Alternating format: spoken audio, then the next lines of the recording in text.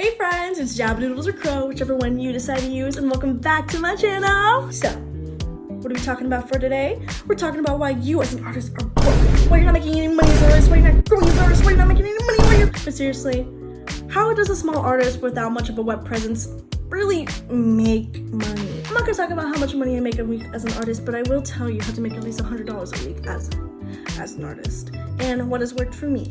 So most of this stuff that I'm going to be talking about is quite subjective, but it's something that has worked for me and something that I know a lot of other artists have done. So I'm going to be sharing that with you. On top of that, I'm going to be sharing the second part to my 4-part print series, Seasonal Ladies, which is going to be spring today, and I really hope you guys like this. I did a very unique color story for this one, as the print series itself follows a color story, but I really hope you guys like this one. I spent a lot of time on it. I had about 5 hours of filming compressed into this video, so I really hope you guys enjoy everything that I have to offer for this. On top of that, I will be going over how to expand your platform as an artist and different ways to market and what I know as a business student on marketing. I do have a certificate in business administration from a technical college that I went to, so I know a little bit textbook on management and how to self-manage a what essentially is a small business and how to grow that business. So yeah, starting the speed paint now. Here is some eye candy for you guys. Hope you guys enjoy this while I talk about how to make money as an artist and why you aren't making any money while you're broke. So being a small artist in itself kind of functions like a small business, and that's kind of how I think about it, because you're not making art the same way that you're making product and content. It's really important as an artist to also dual yourself as a content creator. And even if you don't have a big platform, it's also important to know that posting content and being consistent on social media still gains even just a little bit of traction. And that little bit of traction can go a long way if you know how to utilize it correctly. So as some of you may know, it's not something I really talk about, but I am a 6-time award-winning artist, and I've made a lot of money and raised a lot of money off of my art. And it's something that I'm very proud of, so I'm going to tell you guys about how to make money as an artist in ways that are outside of commissions. I'm going to go over commissions, but I'm also going to talk about like ways that you can participate in local events and other ways that you can market yourself online so you can differentiate your product as well as your services and what you offer. So you might be thinking, where do we even start with all of this? It is so much information. It is a lot of information. I'm going to pack a lot of information into this video, but it's so important that you listen, and that if you want more information and more details on how to become a better artist and how to make more money and how to make awesome art and how to sell your art, it's important that you punch that subscribe button in the face, that you that like button, that you turn my notifications on, and that you stay updated with everything that I post, because not only do I post on my YouTube, but I post on my TikTok, my Instagram, and that's it. I have TikTok, Instagram, and YouTube. And I also do have a website. So if you guys want to keep track of all of that, I will have all of that linked below, have everything linked. All of it's linked. All the buttons are everywhere. But I get ahead of myself.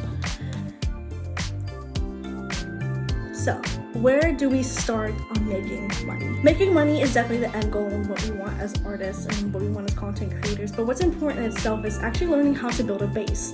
So, as some of you may know, I actually don't have a lot of subscribers. I don't have a lot of followers. My Instagram has between 100 and 200 followers. My TikTok has maybe less than 30 followers at the time of filming this video. And I have less than 50 subscribers. And I still managed to be able to pay my bills on art. Don't know how, don't know why, actually do know how, and that's what I'm going to tell you. The thing that's really important is to have a business mindset whenever you're thinking about, how am I going to make money? You have to learn how to make a base. And part of making a base really is about social networking. And when it comes to social networking, you sometimes have to rely on the people around you, which sometimes isn't the best, but starting somewhere, starting even with baby steps, really gets you a long way. So starting off, I used to be a little Tumblr famous back in the day. It's how I built up a lot of my followers, actually, because they went from my Tumblr to my Instagram and my YouTube. And I'm really grateful that a lot of the people that enjoyed my art and made fan art for me actually carried themselves through into the content that I make now. And it means the world to me. But also, I have to understand that not everyone that follows me on the internet has money to commission me and has money to give me. And as much as I would love for all my followers to commission me, I also have to understand that I am catering to a very wide base. And so sometimes I have to outsource. And where I started gaining traction is by making myself known across my local county. This is not easy for everyone, but there are different ways to network yourself in your local community and being able to make art that way. And I'm a 6M award-winning artist in my county because I participated in several juried art shows, as well as like art contests.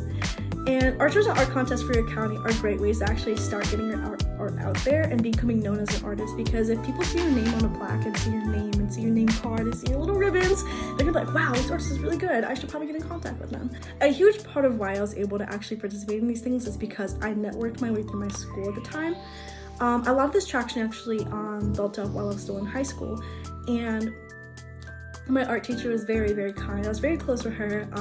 She was a wonderful person. I used to hate her, actually. She was like the bane of my existence until after COVID, and then I started really liking her, and I was like, wow, she's actually kind of cool. But she actually helped me enter into all these juried art shows, really pushed me past my limits, and she definitely got on my nerves a lot, but she was a huge helper in how I was able to make money as an artist, because she helped me and pushed me into these juried art shows and gave me these resources. And I bring this up because it's really important to get to know the people around you and being able to network with those around you who are educated of what's going on in your local town. That way they can recommend you to certain things, they can enter your stuff for you, or they can direct you to resources to enter yourself. And I was able to have her help me enter into all of these juried art shows where I was winning cash prizes. And it's really important to stay up to date on what's going on in your local state or your county, so you can participate in these events and not only get yourself out there, but network with those around you and build your base that way. And that is a great start on getting a little bit of pocket change from anywhere from $40 to $100 per piece.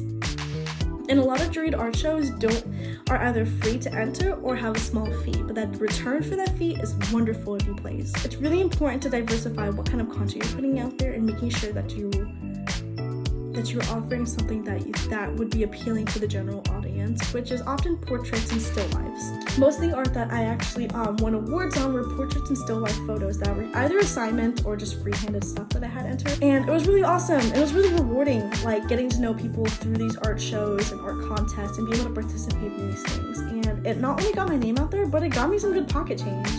So outsourcing to those kind of environments is really, really useful, as well as participating in community art projects. A huge way I was actually to raise money and earn money as an artist was actually participating in various charities and posting and doing art for charities and selling art to raise money for this and that. But by selling art and having my name on these little placards was able to introduce me to other artists and other adults who were interested in what I had to create. And I'm really grateful to have the opportunity to post these things, because this opportunity isn't available to everyone. But if you are able to participate in art shows for charity, I 100% recommend doing it and trying your best to enter in there and finding people to help you get into those events, because not only is it a great networking opportunity, it's a great way to just help out your community. And not only are you helping your community, but you're building more people, you're building that base that you want. The end goal in publicizing your art and making yourself a public figure is participating in things that seem a little scary, but also talking to people and outreaching yourself so people know that you exist and what you have to offer, and helping you get into these events and get onto these platforms. That way you can make money, spread awareness, as well as just meet new people. And it's really rewarding once you get there. It took me a few years to get there, but it's really rewarding. And the thing is, with art, it does take time. It takes a lot of time. But once you meet these right people, it really skyrockets your platform, and it's really, really useful for having a base outside of the internet. So that is kind of where I'm at, is that I'm a small artist because I don't have a lot of followers, which is why I've had to source out into these communities and make my name known in other places in the best way that I could. And that's how I started with money. So after you build your base, what do you do then? What if you can't participate in art shows? What if there's nothing going on around you? Well, here's another option.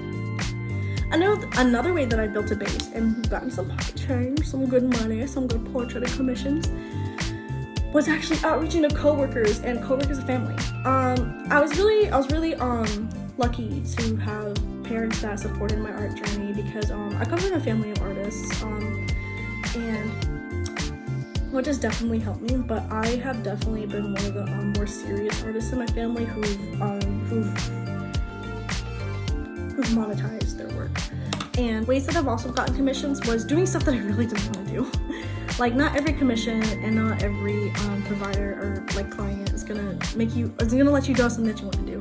Like, for example, I hate drawing animals, but I will draw animals, and I made myself good at it so I can at least produce that for people that want it. So something else that I did was I reached out to coworkers, and I had my mom was posting my stuff on Facebook because I don't have Facebook or a need for one, but Facebook is also a really good place to market yourself. And being able to reach out to other people like locally and like, you know, coworkers, people you used to work with, people you've met, you know, people you have on Facebook or your family has on Facebook, and letting them post that. Because as much as it's a little awkward to have my mom post my art every time I make something, but it definitely is helpful having like family spread your art for you, and like relatives and friends like post your art and be like, hey, like here's this artist that I really like, or here's like my relative, they do this, that, and the other. And a lot of people are like, wow, and something that happens, they'll be like, wow, I wonder if they can draw this, or if they can do this for my family. Like, I've done portraits from animals to dead family members, and you know, just memorializing that. And although it was really hard for me to do these big charcoal paintings or these big digital paintings of like people and their families and like animals, it was still a really good source of income for me especially during COVID for me, because I was delivering this art by hand. So reaching out to extended people in your network, and again, building that social network on different platforms, is really, really useful, even if it's something that you don't want to draw. Because as much as I hate doing like multi-family portraits, well, I don't hate. As much as not fun as it is to do multi-family portraits and animal portraits, it's still something that I've made myself good at, and something that I'm still able to sell as product. So again, this loops back into how can I build my base? How can I get things started?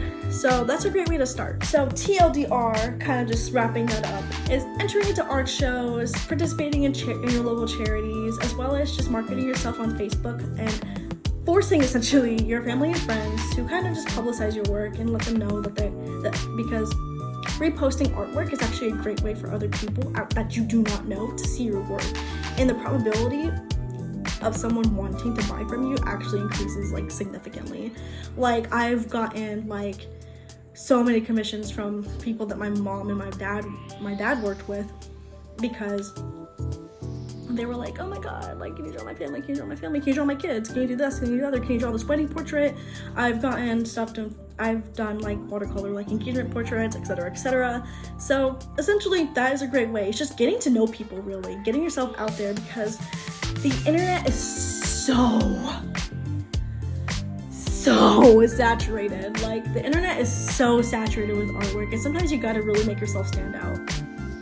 A lot of people think I gotta make myself stand out on the internet, but sometimes the real thing is, if you have the opportunity to, and if you really dive deep into these like resources and like these events, you're like really dive deep into what's going on in your local community, you're able to find a lot of really good opportunities on how to display yourself as an artist outside the internet, because making that brings followers from your community to you. That brings you in followers, because then you can spread your social media. It's really just knowing how to take yourself as a person and make yourself like a walking billboard. Like, I cannot tell you the amount of times that it has been embarrassing. It's actually kind of embarrassing, but like, I've had people recognize my name and be like, oh my god, didn't you do that? And I was like, what are you talking about? Oh my god. But like, as awkward as it can be, it's actually a great way to like get yourself out there, to really put yourself up and to really get it going. So now we have that out of the way, I can also move to small gigs. Finding small gigs on the internet can be a little hard, but it's something that is definitely possible. It's something that I've done. So there are niche internet communities that you can participate in. Everyone knows, oh, draw for your artwork, oh, draw. There are niche internet communities that you can be out there. Personally, I love Reddit, because there are a lot of art subreddits that are centered around like art commissions and people looking to hire artists and stuff. What you gotta do though is be really on top of that and be like the first person to respond. So keep your notifications on, double check everything at different times. Like, even in the middle of the night, just go ahead and check it. getting small online art gigs is honestly such a great way to make a little bit of side money. Something I've done before. Like I've designed like album covers for small artists and stuff. And it's really putting yourself out there on like niche communities and making sure that you build yourself in communities. Because just posting, hey, my art commissions are open here, isn't really good. You gotta reply to posts. You gotta keep posting. You gotta interact with other people, and also you gotta make sure people know like what you have to offer. Because like being like, hey, I draw. Here's an example. Isn't gonna work. That's not really gonna fly. So not only are you participating in these niche communities, you're also trying to diversify your publicity. And when I say that, I mean not just posting on Instagram and not just posting on TikTok, but also providing a portfolio for people to view and making sure you're linking that like everywhere. So personally, me, I have a LinkedIn.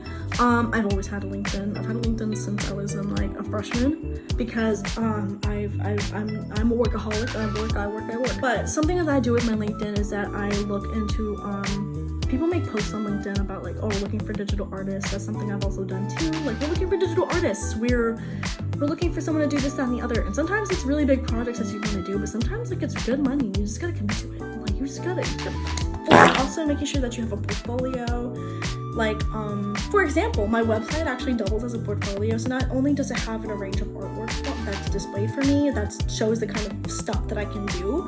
It also shows the different mediums that I can do, as well as having my shop linked to it, who I am linked to it, my contact linked to it. So it doubles as like a business page. And I also sell my art on Etsy too. I'm going to be selling my art on Etsy September 1st, so make sure you're checking that out.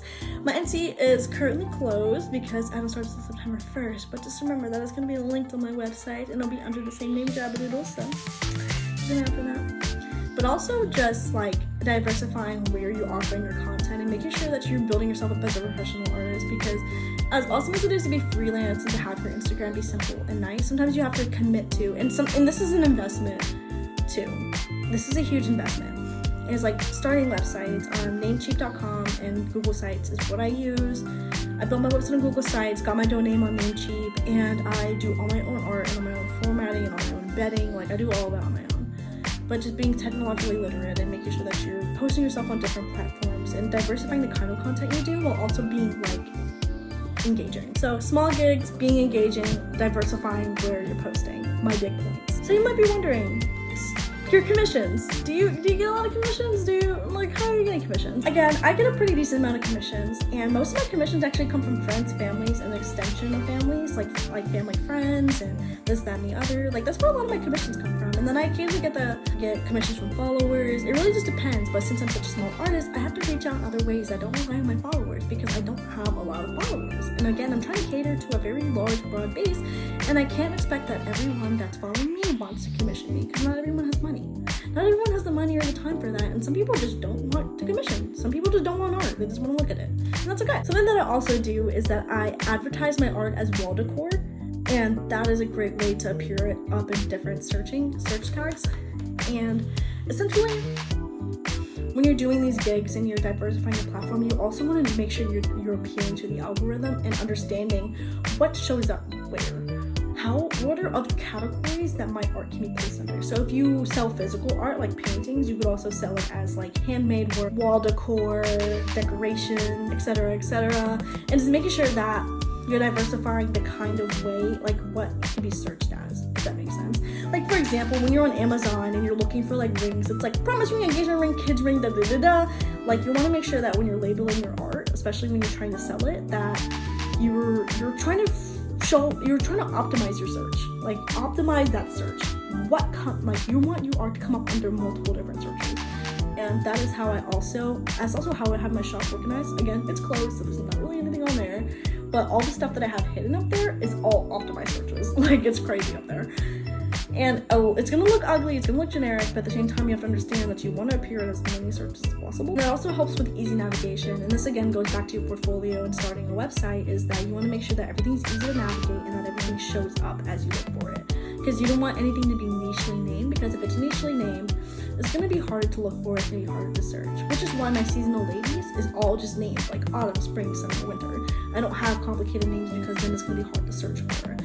Like I have it as like autumn, seasonal lady, seasonal decor, wall decor, digital art print, like poster, blah blah blah. Like I'm hitting a lot of keywords here, but essentially there is a lot of different options that you have. You can, again, build your base outside into your community, drag that onto social media, and then while building your social media presence, you can also get little gigs, get to know people online, build mutuals, build trusted consumers, and just letting people know, like, hey, like, I'm here and I exist and I have a lot to offer.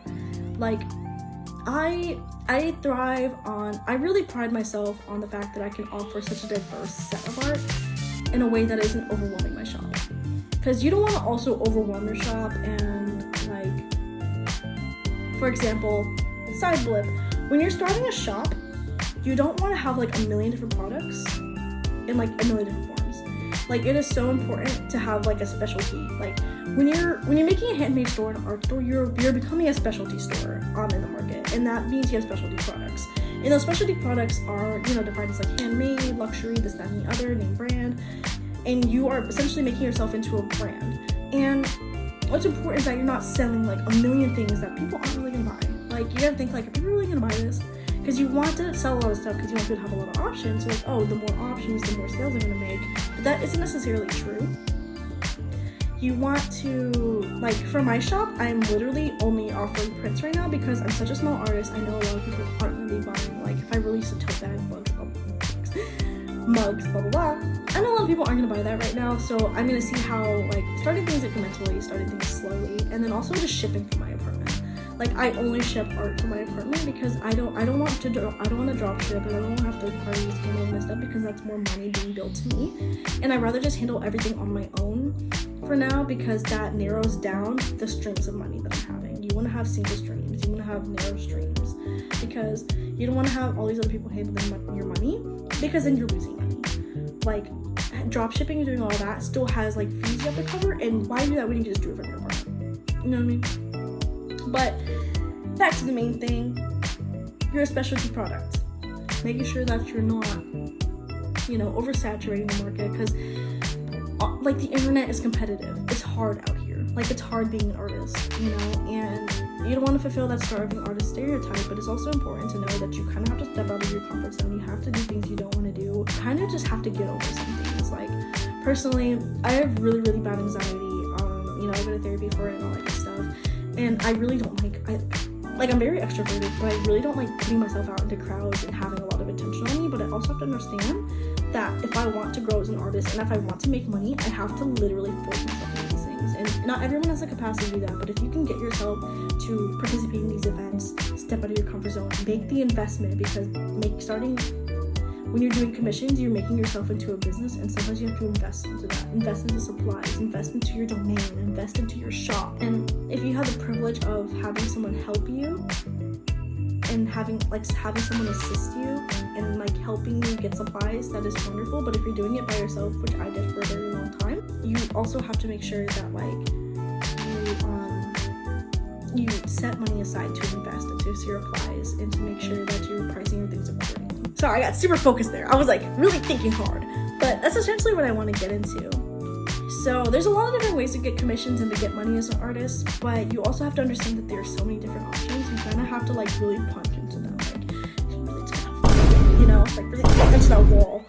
But that's how I make money as an artist, and I really don't have a lot of subscribers. And you want to know why? It's because you're only part of the 40% that's not subscribed to my channel. So subscribe to my channel. There's a lot of options out there, and that's why I really wanted to make this video to let you guys know that there is a way out there. It takes a lot of time, it takes a lot of patience, but once you market yourself outside of like just your Twitter, just your Instagram, like you really build a platform and you're really building yourself up to other people. Because again, you are your own walking billboard, and it's important to really take advantage of that. There's a lot of things that you can't access because some things are just a privilege, but it's also important to know that if you really want something, you have to go get it, and that you have to make that investment, and that you really have to fight for your place in life. Like, I've really had to fight for a lot of things that I have, and you know, sometimes that fight takes years, but eventually it's like, it's gonna be there. Oh, and a quick side note, this is specifically directed towards college students, such as myself. Something that I also really recommend, especially when you're doing commissions and you're able to ship out from your apartment, is diversifying the forms of art you are able to offer. For example, I'm currently working on like a very, very large commission. I'm currently procrastinating on it actually. It's a very big work. And something that a lot of campuses may offer, I know my campus offers it and I know a lot of other places do, but there's also print shops, is offering large size like artworks and really like, oh my god, that price. Like base commission price, printing price, and then handling fee. Like it is so important to know how to price your stuff based off of like what you're using, how much it costs to make, and then also making sure that you're implementing how much it costs for your labor. Like it is so important. And I can honestly make a whole video on like pricing commissions and stuff, but honestly I would really price commissions based off of like how much time it takes as well as how large your platform is, because sometimes you gotta underprice yourself to make a little bit of coin to build that base, and then like, you know, like bumping up the prices a little bit. I used to make commissions for really cheap, but now like a lot of my commissions like average for anywhere between $150 and $250, and I've built up a lot of loyal people who are loyal to me, who are loyal enough to me to actually invest into that, which is great. Like love that. But there's something else I wanted to note too, is that like diversifying your product, again, like drawing things you don't want to draw, but also diversifying in the ways you offer it, because like accessing print shops and printing services at your school is so useful because you can really use that.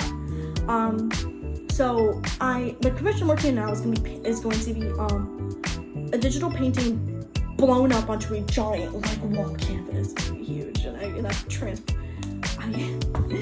it's for someone I know. So I have to throw that thing in my car and drive like 3 hours.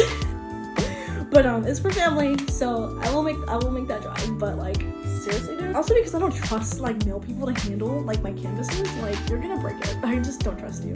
But yeah, if you guys want a video on how to diversify the kind of content you make, as well as learning how to navigate an art shop in general and how to run a business when it comes to physical products, please let me know and I can definitely talk about that, because that is something that I definitely went to school for.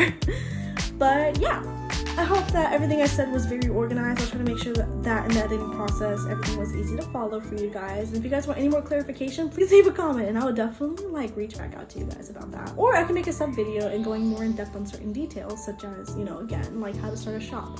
Because like if you know what you're doing, it's pretty easy. I'm not really having a hard time starting my shop. I just know that marketing it is going to be the biggest trouble for me. But again, I'm a small artist and I got to make do with what I got.